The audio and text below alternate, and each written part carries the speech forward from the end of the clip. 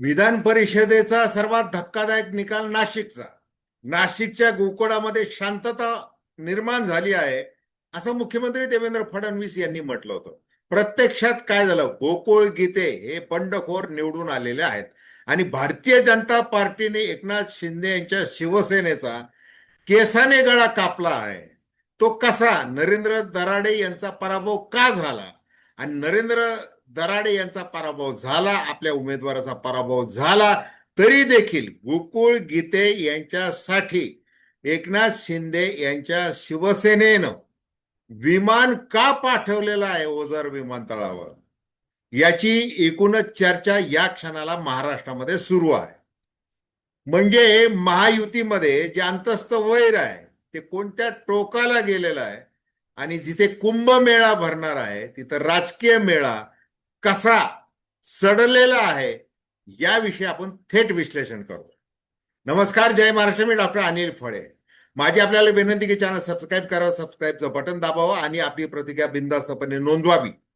हे बघा, गणेश गीते, गिरीश महाजन, कुंभमेळा मंत्री, संकटमोचक वगैरे वगैरे असे गिरीश महाजन यांचे खासम खास स्थायी समितीचे माजी सभापती गणेश गीते, जे म्हाडा भूखंड घोटाळ्यामधले प्रमुख आरोपी आहेत, एकूण 194 आरोपी आहेत, हायकोर्टाने जामीन दिलेला आहे, त्यांनी विधान परिषदेचा अर्ज भरला होता.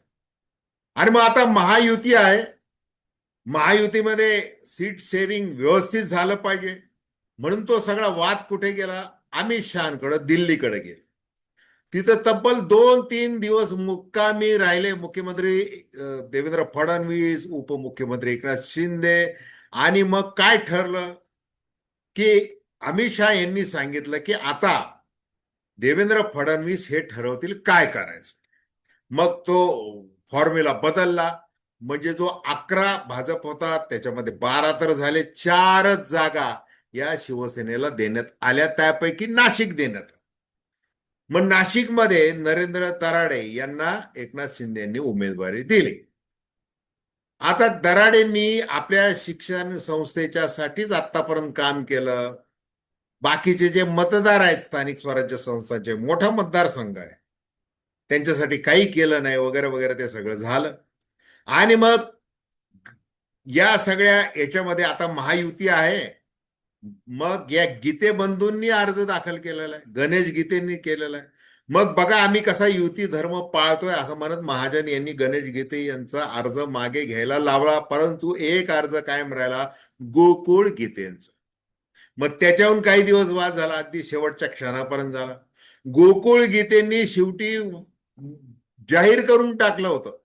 काय जाहीर केलं होतं त्यांनी? की मी माघार घेत आहे, पण अर्ज तर कायम ठेवलेला होता, त्याची मुदतही संपून गेलेली होती. बरं, गोकुळ गीतेंची मनधरणी करण्यासाठी मुख्यमंत्री देवेंद्र फडणवीस, एकनाथ शिंदे, उदय सामंत, गिरीश महाजन हे सगळं झालं. परंतु नाटकामध्ये एक नाटक असतं बघा. राजकारणाच्या स्क्रिप्ट ज्या लिहिल्या जातात त्या आपल्या पहिल्या सहकार्याला देखील कळू नये अशा पद्धतीने धुरंधर नेते अनेक डावपेच खेळत असतात. मग आता गिरीश महाजन हे यांनी काय केलं? गणेश गीतेंची तर माघार घेतली, परंतु गोकुळ गीतेंना त्यांनी व्यवस्थित डोळा मारला आणि माघार घेऊ नका असं सांगितलं.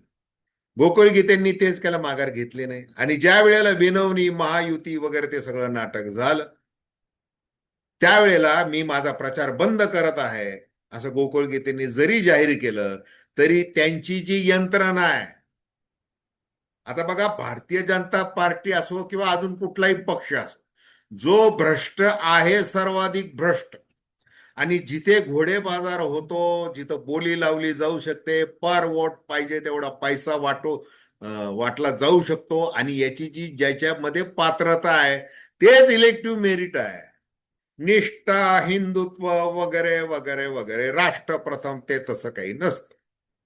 मग ते गणेश गीते यांची श्रीमंती, आता स्टँडिंग कमिटीचे सभापती, पुन्हा भूखंड घोटाळ्यात नाव वगैरे वगैरे ते सगळं आहे.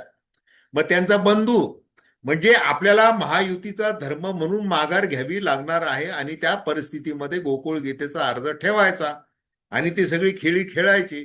तर हे सगळं जे नाटक आहे ते गिरीश महाजन यांनी लिहिलं आणि याचे दिग्दर्शक म्हणून देवेंद्र फडणवीस यांनी व्यवस्थित काम केलं.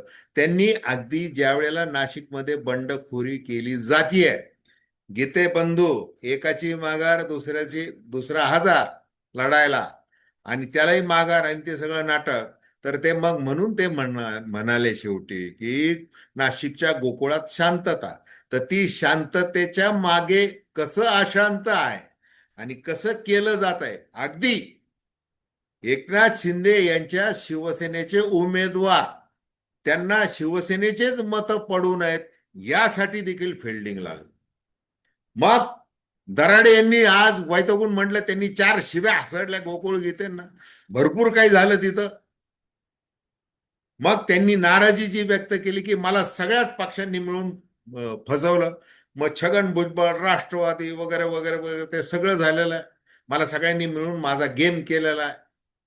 त्यांच्या कुटुंबाला रडू म्हणजे आवरता आलं नाही, इतकं ते सगळं झालं. आणि गोकुळ गीते जे आहेत ते आता काय सांगत आहेत प्रसार माध्यमांना, मी अपक्ष आहे, आता मला पुढे काय निर्णय घ्यायचा, या मतदारांनी मला जे निवडून दिलेलं आहे, कशासाठी निवडून दिलेलं आहे, का निवडून दिलेलं आहे, काय वाटप झालेलं आहे, किती रेट ठरला होता, हे सांगायचं नसतं. परंतु आता कसं विकास करायचा असतो. मग त्या विकासासाठी काय यांनी निवडून दिलेलं आहे, माझ्यावर विश्वास दाखवलेला आहे. मग मी माझी राजकीय, मी कुठे जायचं आता, मी अपक्षच राहायचंय की मला एकनाथ शिंदे यांच्या शिवसेनेत जायचं की भारतीय जनता पार्टीमध्ये जायचं. कारण की आता खर्च वसूल कुठून करणार, विकास निधी जो पुढचे 6 वर्ष मिळणार आहे विधान परिषदेचे सदस्य, म्हणजे वेतन, मानधन वगैरे प्रवास खर्च याच्या व्यतिरिक्त जो निधी मिळणार आहे.